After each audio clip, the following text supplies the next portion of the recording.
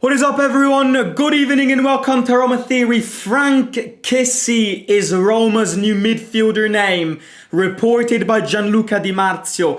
It intrigues me. This name really does intrigue me. We will speak about it today. Also, delays. I'm sorry to say, but we're delayed not because we need to buy players right now. It's not the priority. But because we need to generate around 10 to 12 million on capital gains by the 30th of June, and we still haven't sold anyone. So we're delayed. I mean, I think we could encounter problems because we either sacrifice the big ones and therefore reduce the quality, or we try and make our way through it by potentially getting a little fine. I don't know what the plan is. There are multiple directions that we could take, but we need to be careful because, of course, one of the biggest punishments if we do not respect this is being excluded from European competitions. We will speak about that. Ndicka, Di Marzio reported about this swap deal yesterday evening between Roma and Olympique Marseille involving Ndicka going to them and this guy called Ibrahim Kone coming to us.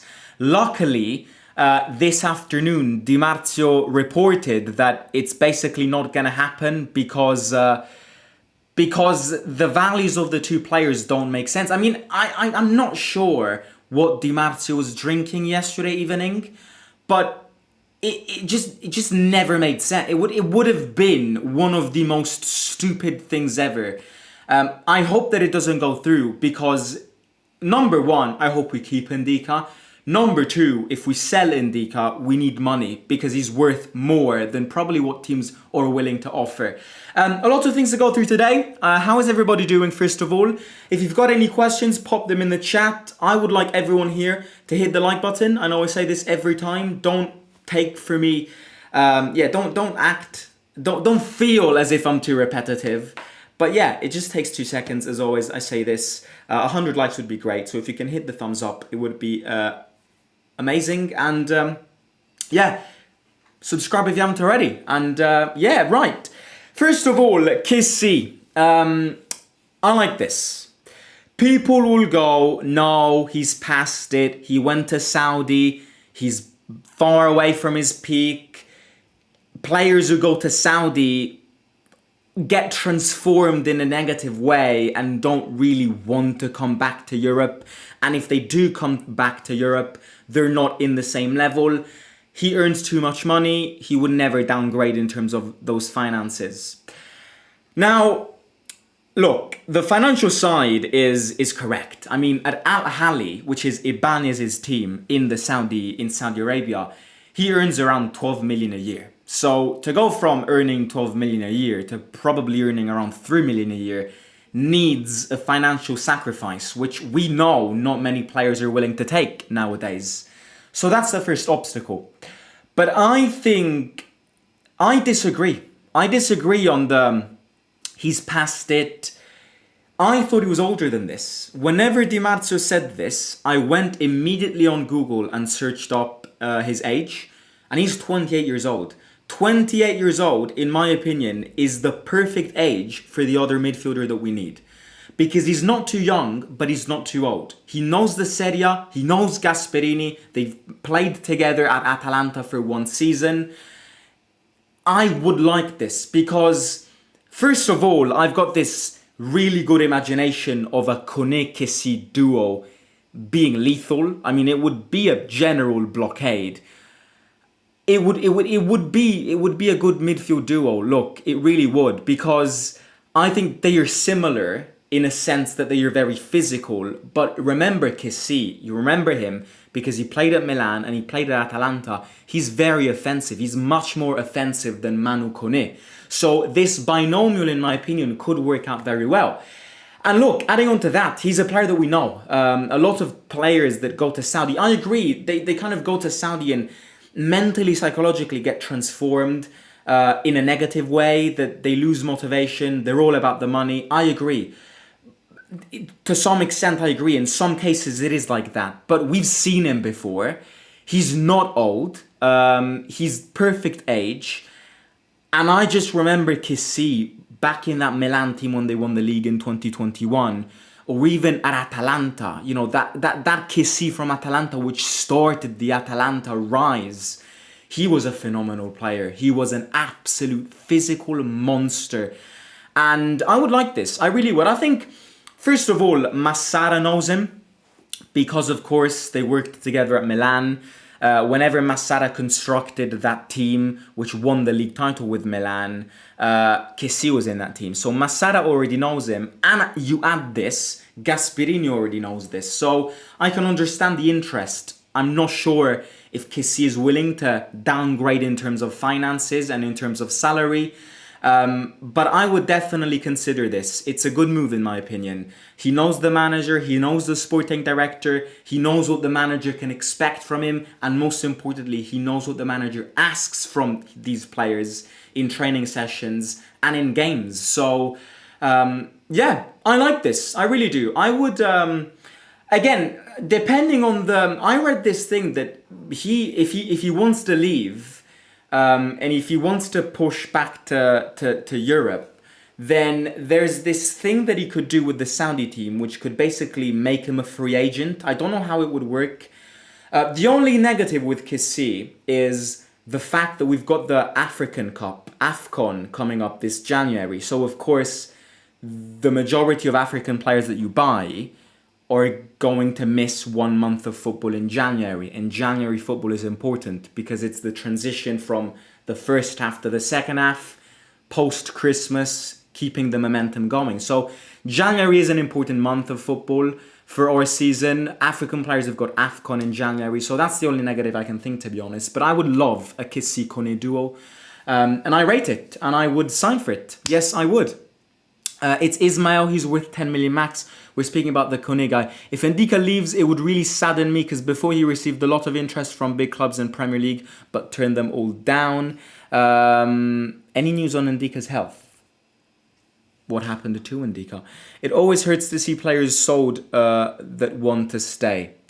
Does this deal make sense to you? What do you think Kessie will be the same as he was in Atalanta? Well, I don't know. Look, it's very hard to go, yes, he'll be that player.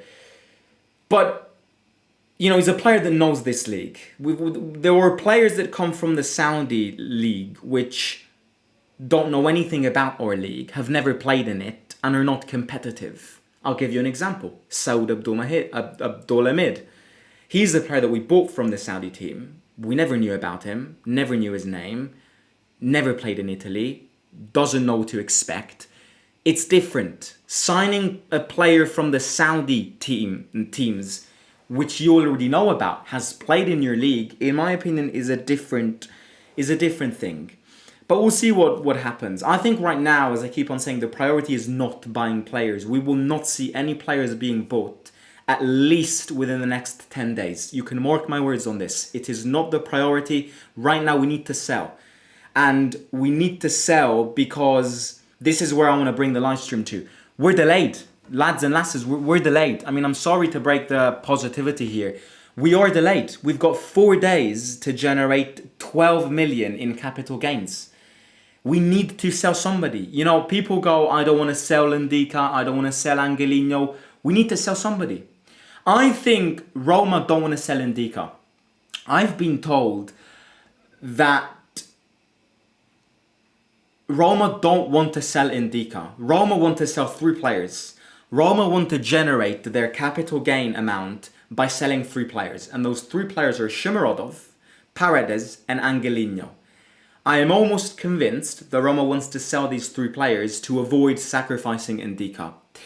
Angelino, interest from Saudi Arabia, but you have to be careful because Al Hilal bought Theo Hernandez and Atletico Madrid, who were interested in him, bought Ruggeri from Atalanta this afternoon. So you need to find a team. Number 2, Paredes off to Boca. Number 3, Shomurodov. Whoever wants him, you have to sell him now because you gave a bit of value to him.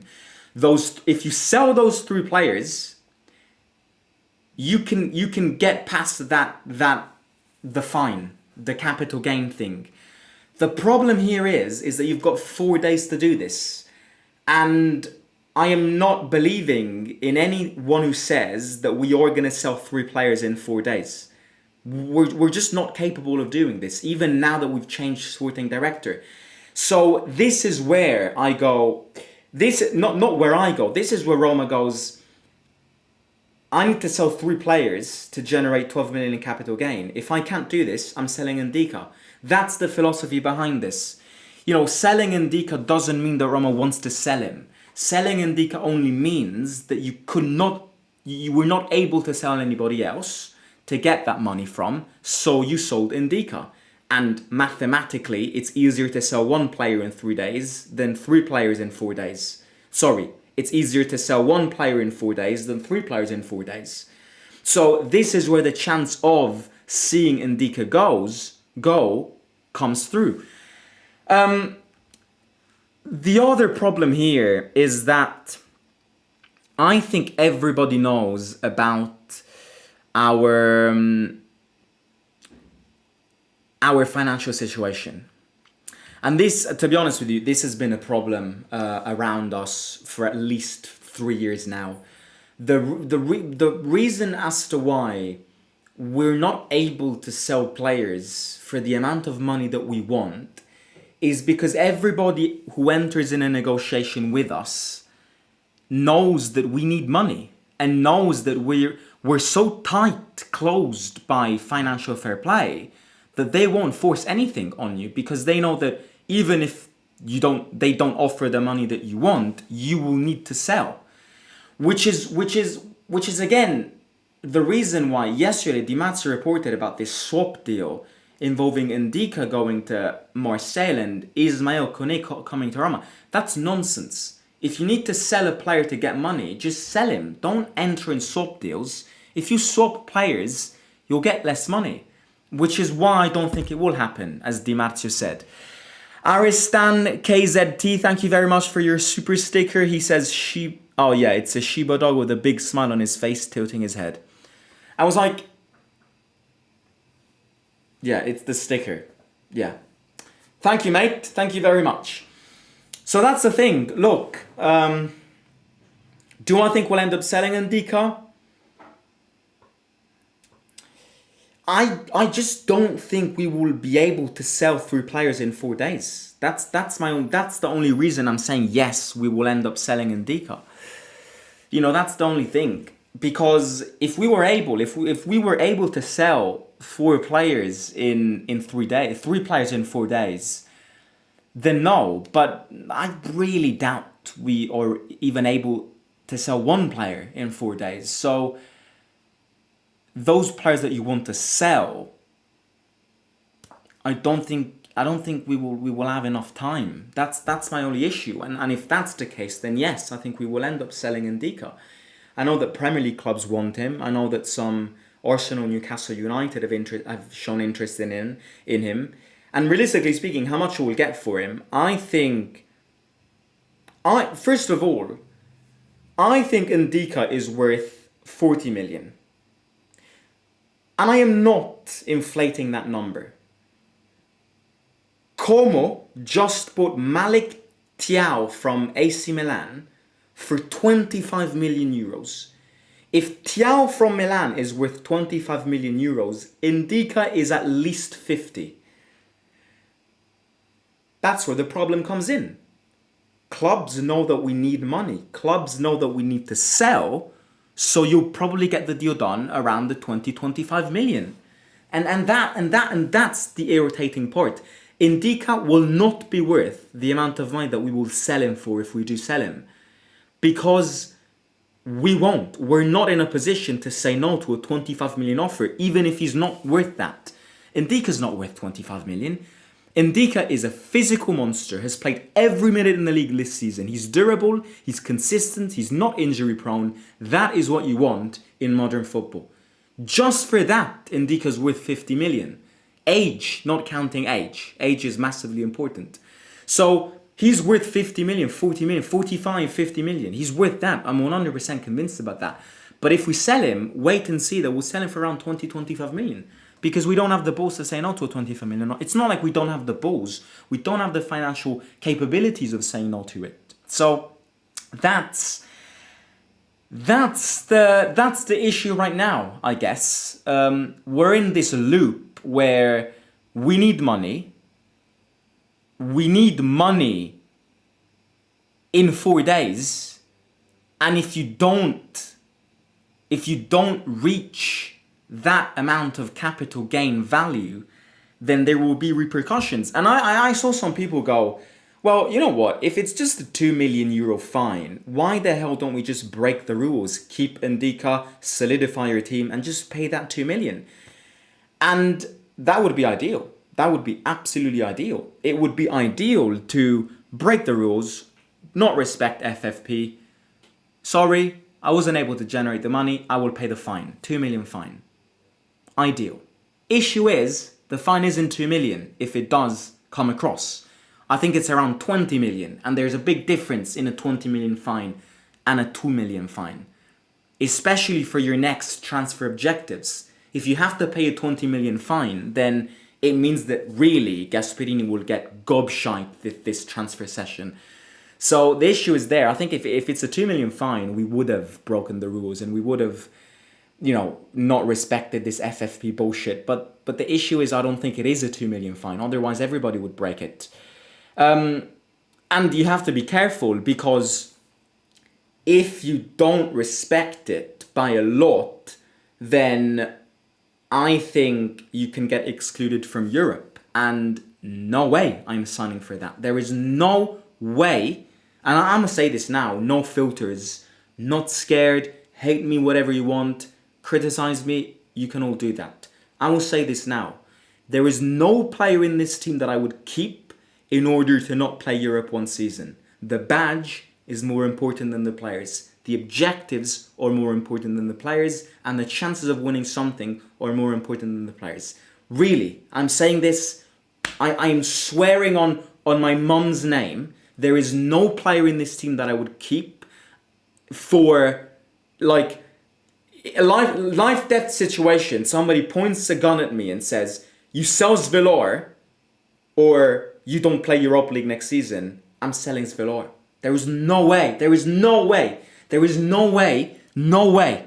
No way I'm signing for a year without European tournaments, because I got excluded from it. One thing is if I don't qualify for it.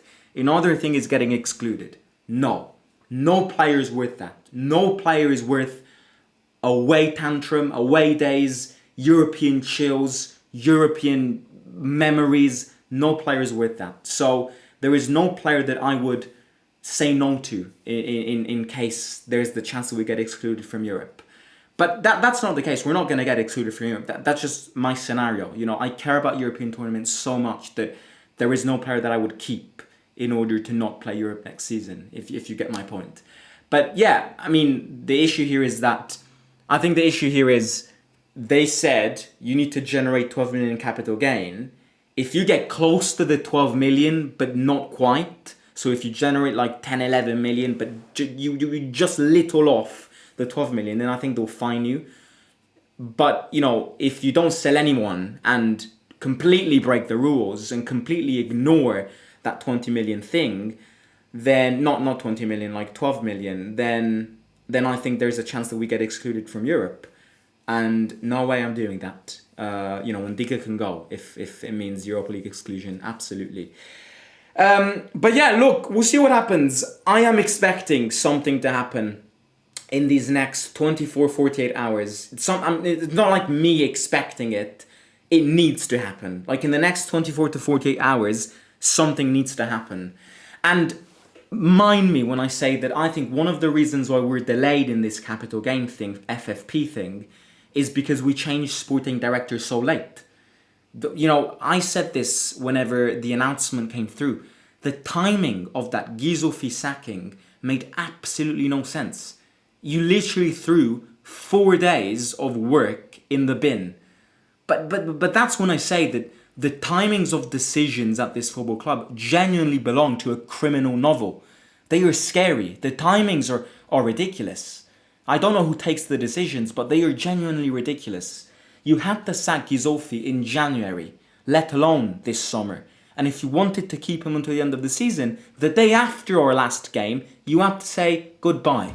Not 2 hours before Gasperini holds his introductory press conference. And that's one of the issues. Because I think, number one, Ghisolfi bottled the Angelino to Al Hilal. If that would have happened, then we would not be in this ship. And number two, you're wasting time. Changing sporting director comes in, that's like 4 days of work. We could have sold 2 players in 4 days, considering we need to sell 3 players in 4 days now, or sacrifice a big one, if you get my point. It's crazy that Ndicka is only 25. It takes years for centre-backs in Serie A to find footing. The fact that he played every minute last season and was arguably top 5 centre-backs in the league is nuts. He needs to stay, says Marco. Simo, if you were the board and you only have 50 million to spend, who do you buy before the window closes? Let me see who goes away, and then I'll answer that question. So remember to ask me that again. I just need to see which players need to be replaced. It's unfortunate that this deadline is the same day that our loaned out players' contracts officially end and that they come back to Rome, says Marco.